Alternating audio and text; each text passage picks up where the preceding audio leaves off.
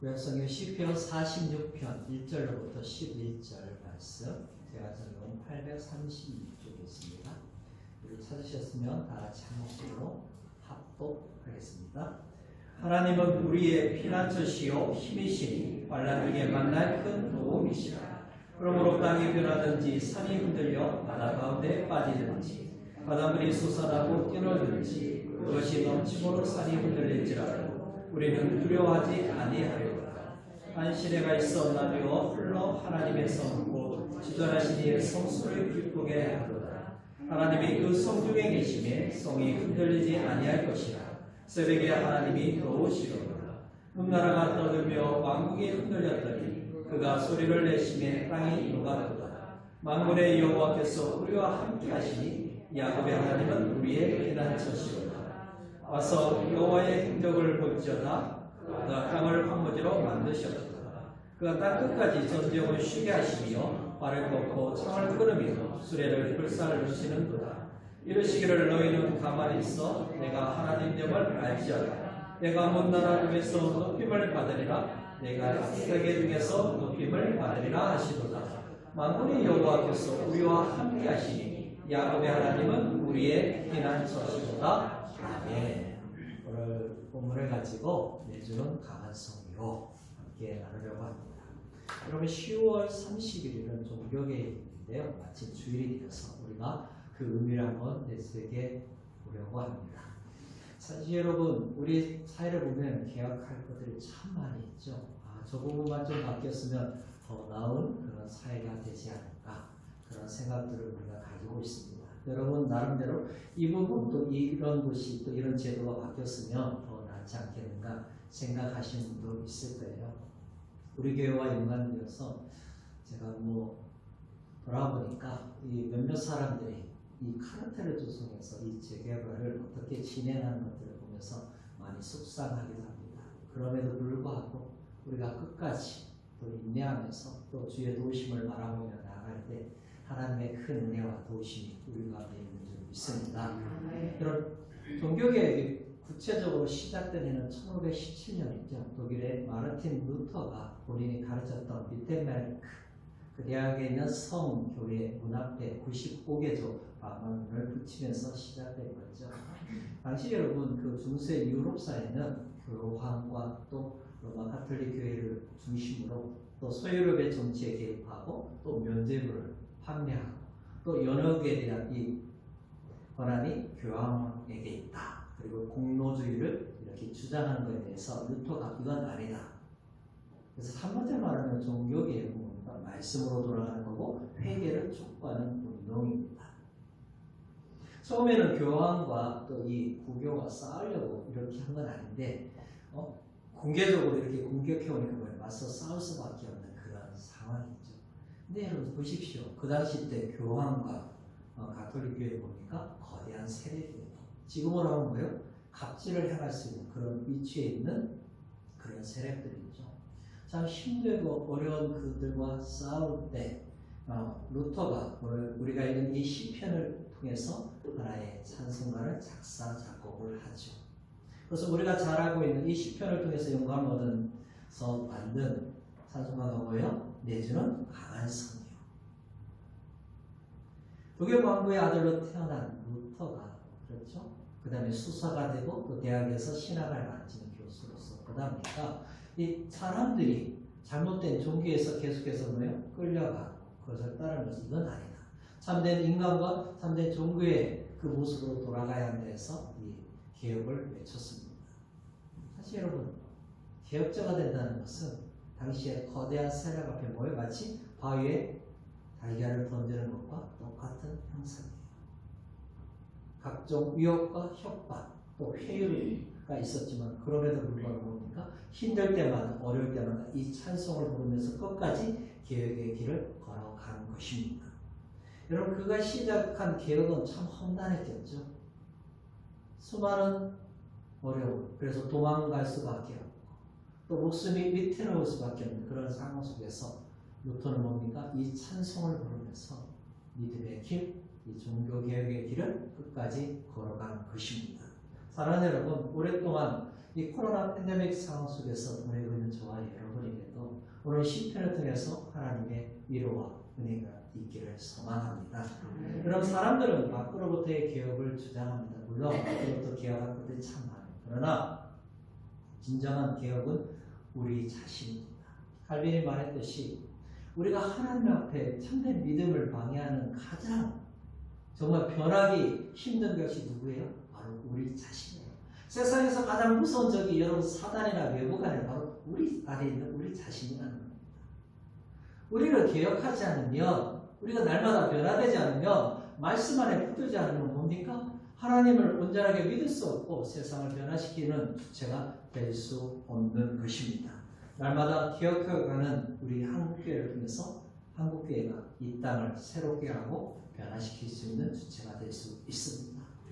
여러분, 그렇지만 우리가 개혁의 길을 간다는 것은 뭡니까? 여러 가지 험난하고 또 어려움들이 우리 삶에 온다는 거예요. 그때 오늘 루터가 이 시편을 통해서 큰 위로와 힘을 얻었던 것처럼 우리 하나님이 어떤 하나님인가를 오늘 본문을 통해서 같이 생각해 보겠습니다. 첫 번째, 내 주는 강한 성이기에 담대한 삶을 살 수 있습니다. 여러분, 내 주님은 세상에서 가장 안전하신 분이시라고 고백하고 있죠. 우리 1절, 3절, 1절부터 3절 다시 한번 읽겠습니다. 하나님은 우리의 피난처시요 힘이시니 환난 중에 만날 큰 도움이시라.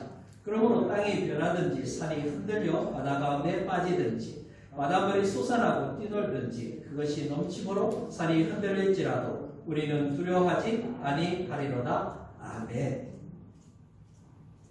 1절부터 3절에 보니까 하나님 뭐예요? 환난 중에 피난처 되신다 이렇게 고백하고 있습니다. 오늘 표제어를 보십시오. 고라자손의 시, 인도자를 따라 알라못에 맞춘 노래 이렇게 되어 있습니다. 여러분, 이게 이 알라못으로 맞춘 노래는 이 시편이 유일해요. 그래서 정확하게 어떤 의미일까? 젊은 여인들, 처녀들을 말하고 있는 그런 의미거든요. 근데 이게 역대상 15장 20절에도 한 번 더 나옵니다. 역대상 15장 20절을 보니까 스가랴와 아시엘과 스미라못과 여이엘과 온니와 엘리압과 마세와 분야라는 비파를 타서 알라못에 맞추는 자요 이렇게 되어 있습니다. 한마디로 말하면 뭡니까? 여인들의 노래가 뭐야? 비파에 맞춰 큰 소리로 노래를 불렀다는 거예요. 지금으로 하면 뭡니까? 찬양대를 통하여서 뭡니까? 여인들이 그렇지 음악에 맞춰 악기에 맞춰서 큰 소리로 찬양을 부르는 그런 이해로 하시면 됩니다.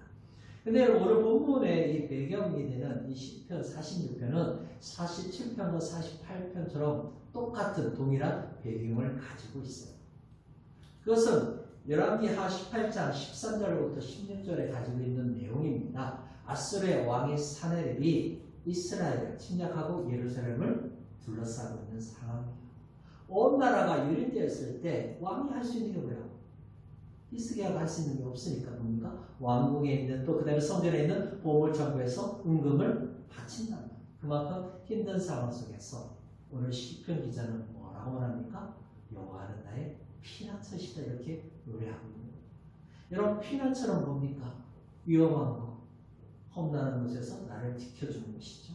또 산에서 만나는 위험으로도 피할 수 있는 것이 피난처입니다. 근데 하나님은 나의 피난처라고 고백하는 것이 아니라 우리의 피난처라고 고백하고 있음을 주목하십시오.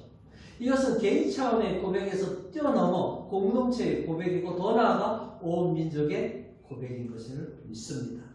여러분, 우리가 인생길을 가는데 피난처가 없어도 된다고 자신 있게 말할 수 있는 사람이 누가 있습니까? 왜 인생길이 힘듭니까? 어느 누구도 가보지 않은 길을 가야 하기 때문에 인생길이 힘든 겁니다. 그래서 우리는 인생을 뭐라고 말해요? 마라톤과 같다고 말하잖아요. 솔직하게 여러분 한번 보십시오. 모든 인생이 다 마라톤입니까? 어떤 사람은 마라톤의 인생도 있지만 어떤 사람은 단거리의 인생도 있다는 것이죠. 만약 마라톤의 인생이라면 어떤 마라톤이에요? 장애물 마라톤 경기와 똑같습니다. 우리 인생을 살다 보면 예기치 못한 수많은 장애물들을 우리가 만나게 된다는 거예요. 모든 사람이 다 똑같은 인생을 사는 것이 아닙니다. 각각 모양과 위치와 시간과 상황이 다르게 수많은 장애물들이 우리 인생 앞에 놓여 있다는 거죠.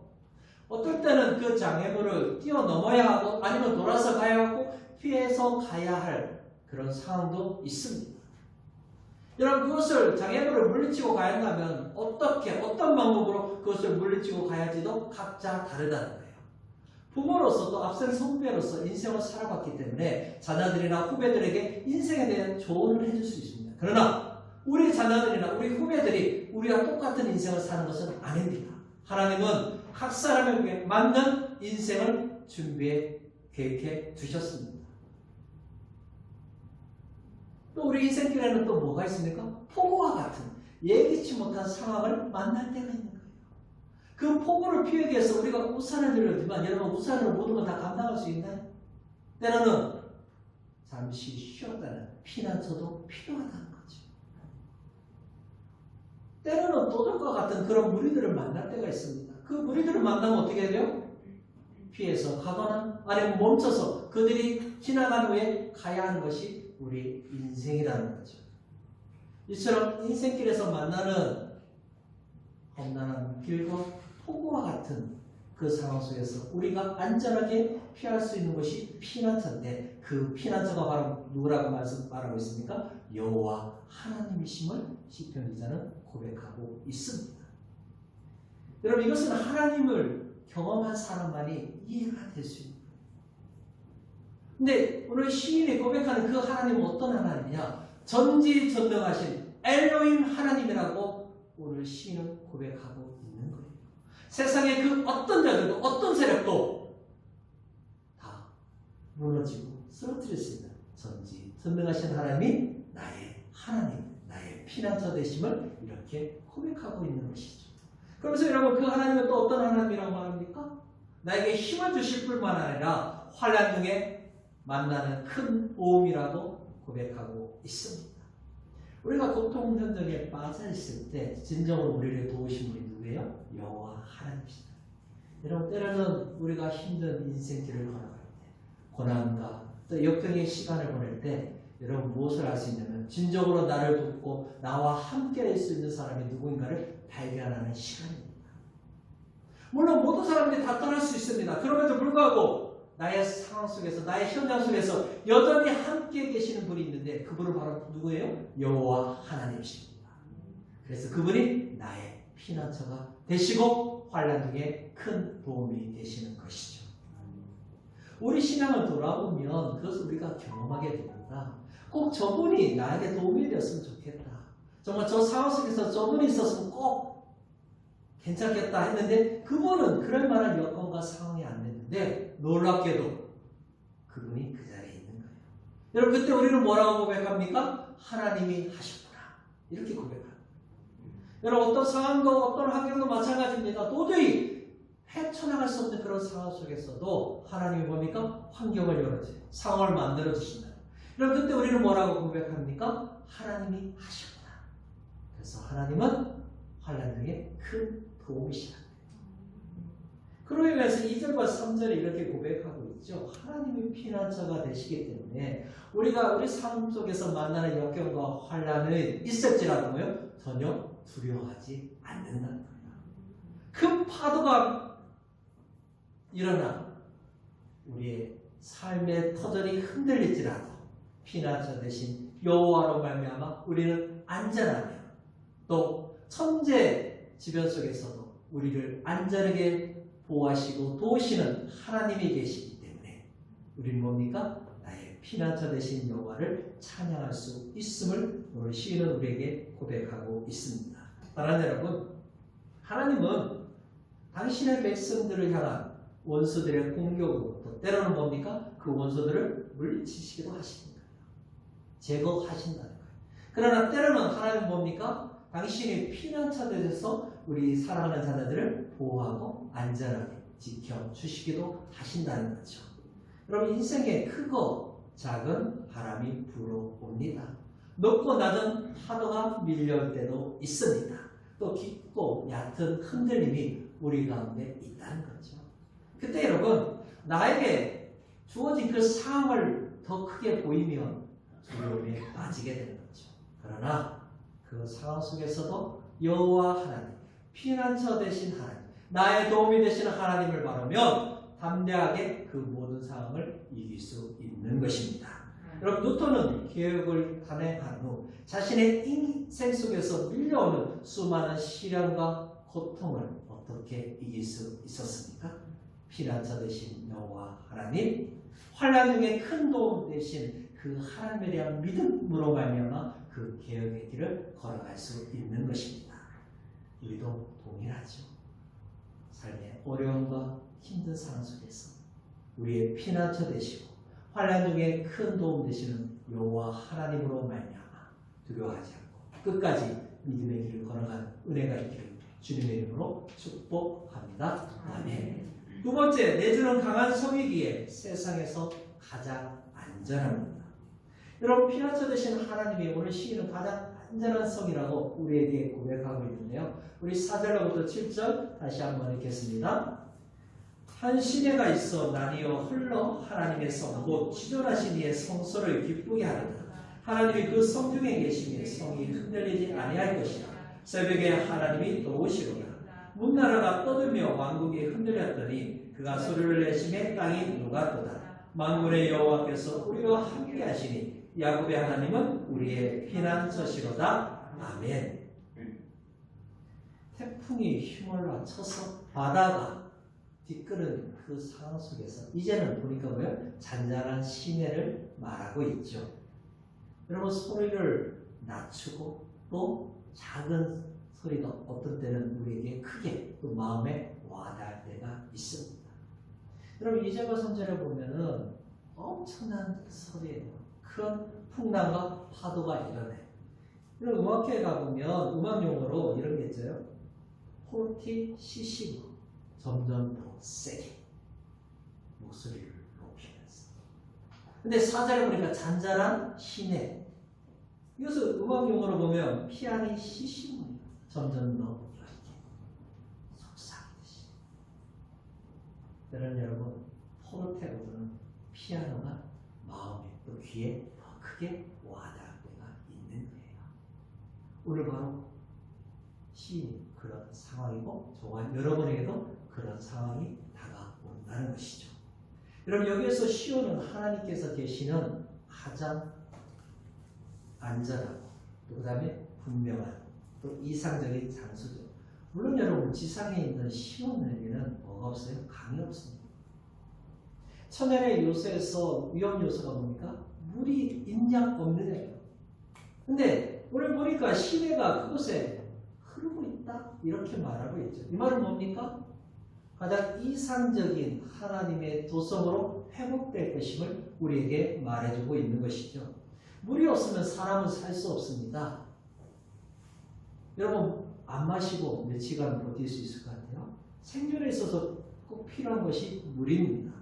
근데 물이 흐른다는 것은 뭡니까? 그 위험으로부터 우리를 보호하시고 공급하시는 하나님이심을 우리에게 가르쳐주고 있는 것이죠. 여러분, 앞에서 물은 뭡니까?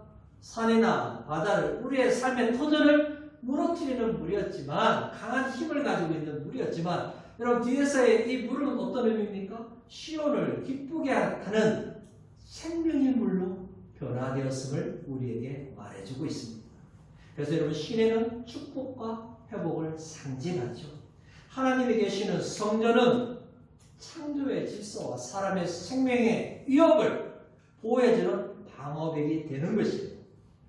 여러분, 그 하나님께서 우리를 위협하는 모든 것들을 다 뭐 하신다고요? 평정하시고 변화시켜 주셔서 우리를 평화와 안전하게 안식을 주시는 곳으로 바꾸어 주신다는 거죠. 여러분, 루터는 이것을 경험해서 자신의 그 찬송가에서 이렇게 고백하고 있는 겁니다. 큰 환난에서 우리를 구하여 내시는도다. 아멘. 여러분, 잔잔히 흐르는 시냇물은 하나님의 도성이요 지존하신 분이 계시는 성소를 기쁘게 한다고 말하고 있습니다. 여러분, 여호와는 세상을 위협하는 물을 변화시켜서 생명을 살리는 생수로 만들어주시는 분이심을 믿으시기 바랍니다. 여러분, 그래서 하나님의 성 안에 있는 사람들은 폭풍이 휘몰아쳐 올지라도 가장 안전할 수 있다고 노래하고 있는 거예요. 마치 잔잔한 시내가 흘러가는 것처럼 평안함과 쉼을 얻을 수 있다고 찬성하고 있는 것입니다. 여러분, 왜 그것이 안전합니까? 그 성 안에 하나님이 계시기 때문입니다. 그래서 여호와 하나님은 우리의 가장 안전한 피난처가 되시는 거죠. 그러면서 그 하나님은 새벽에 도우시는 분이라고 고백하고 있습니다. 여러분 이 구절을 가지고 새벽 기도에 빠지면 안 됩니다. 새벽에 더 하나님이 일하십니다. 그런 말들을 들어보셨을 거예요. 그러나 오늘 본문 속에서는 그런 의미로 준 것이 아닙니다. 여러분 새벽은 뭡니까? 어둠이 끝나고 밝음이 시작된다는 그런 의미예요. 우리 인생 속에서 캄캄한 어둠의 터널을 지나서 이제는 뭡니까? 찬란한 하나님이 주시는 영광의 그 순간이 오물 새벽으로 묘사하고 있는 거예요.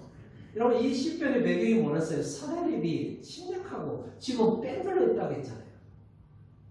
근데 새벽에 도우시는 하나님이라는 것은 그 밤중에 하나님께서 아수르 군중에 들어가서 그들을 치셨다.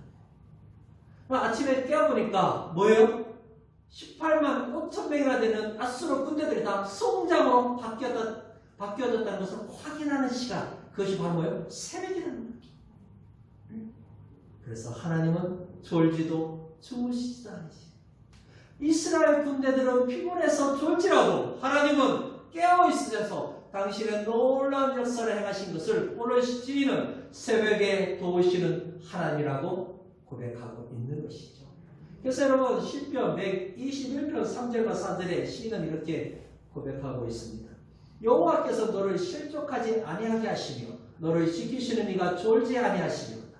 이스라엘을 지키시는 이는 졸지도 아니하시고 주무시지도 아니하시리로다. 아멘.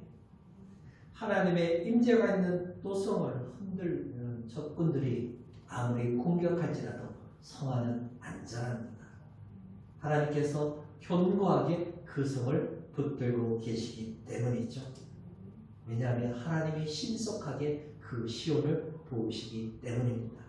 여러분 그래서 6절과 7절에는 하나님의 계시는 그 시온을 향해 공격하는 그 적들, 그 하나님의 백성들은 안전하지만 그들은 뭡니까? 온전하지 못함을 우리에게 말해주고 있습니다. 마치 뭐와 똑같아요. 맹수처럼 으리랑거리고 달려왔지만 비틀거리며 끝나게 될 것이다. 아무리 강력한 힘을 가지고 있는 자들이라도 하나님이 말씀하시니 뭐예요? 어찌할 수 없는 그 성을 침략할 수 없는 연약한 존재가 될 것임을 우리에게 가르쳐주고 있습니다. 그래서 오히려 그들이 반대로 봅니까? 두려워 떨 것이라고 말하고 있습니다. 왜 그들이 두려워 떱니까? 하나님의 목소리를 바라시니까 두려워 떠는 거예요. 여러분 목소리가 뭐예요? 왕의 통치권을 상징한다는 거예요.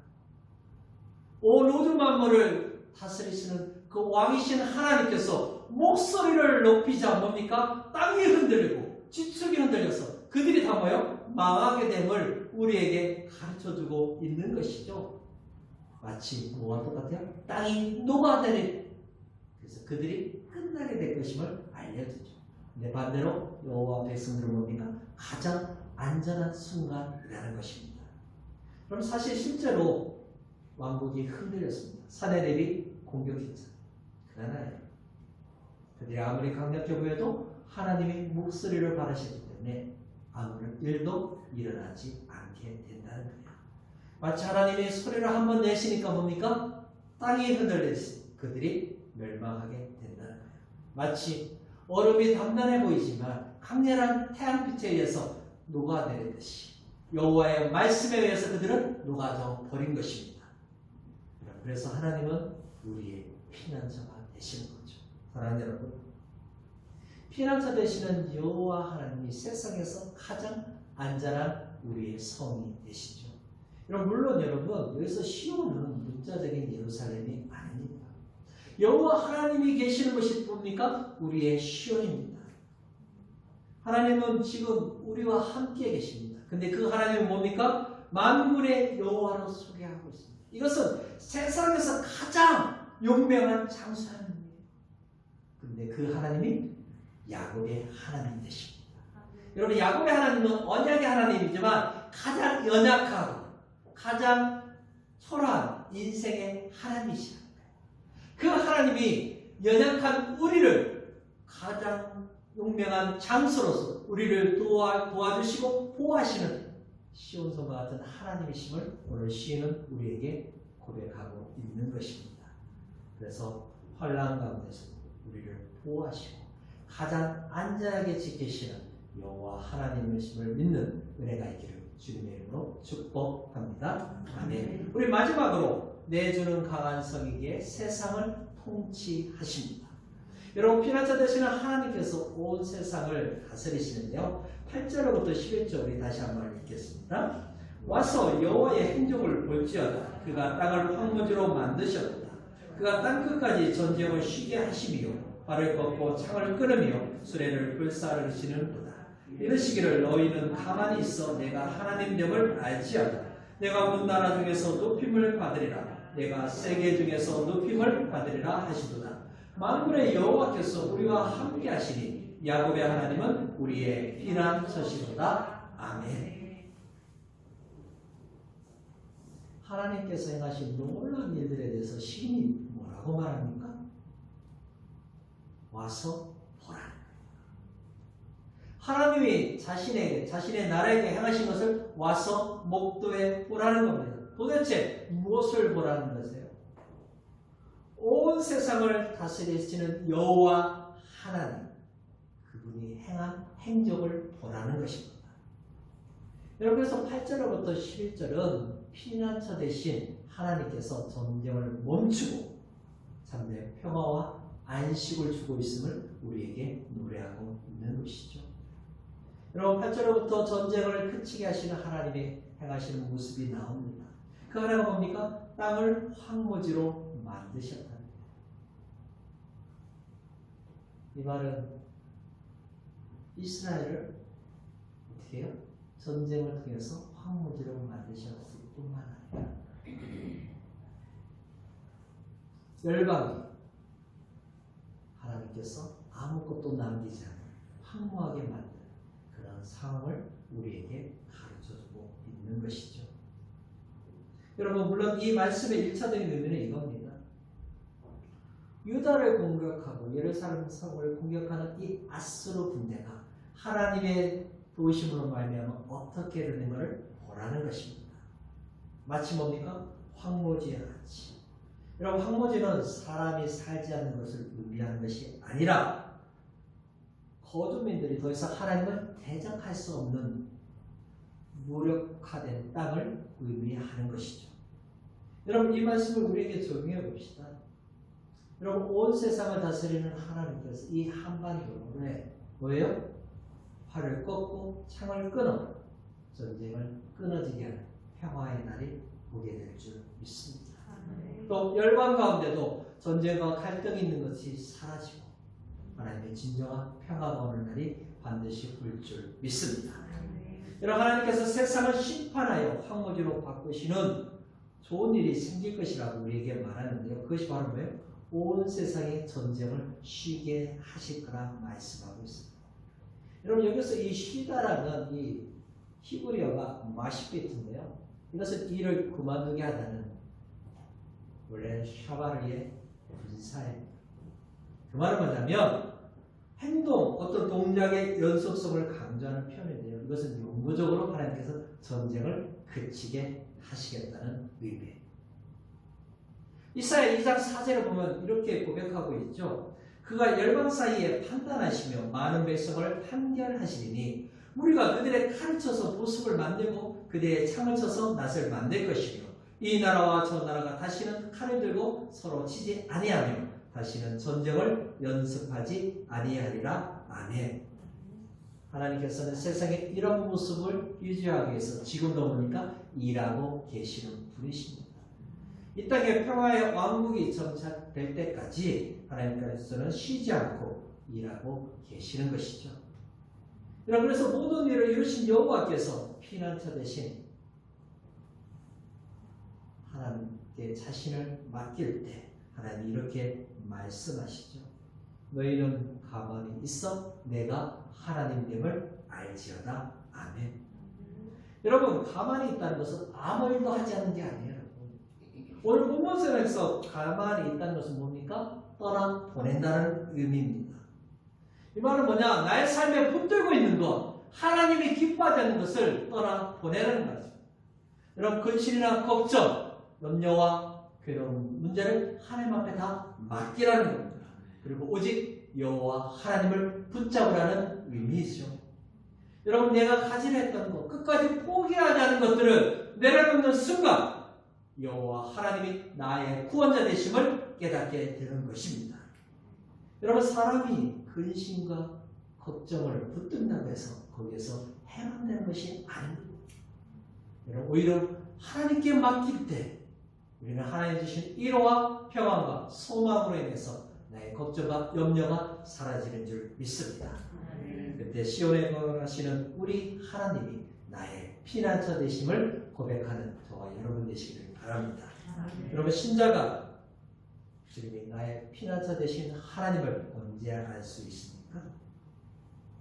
우리의 걱정과 염려를 하나님 앞에 맡기는 순간 나의 피난처 되시고 나의 산성 되시는 여호와 하나님을 만나게 되는 것이죠.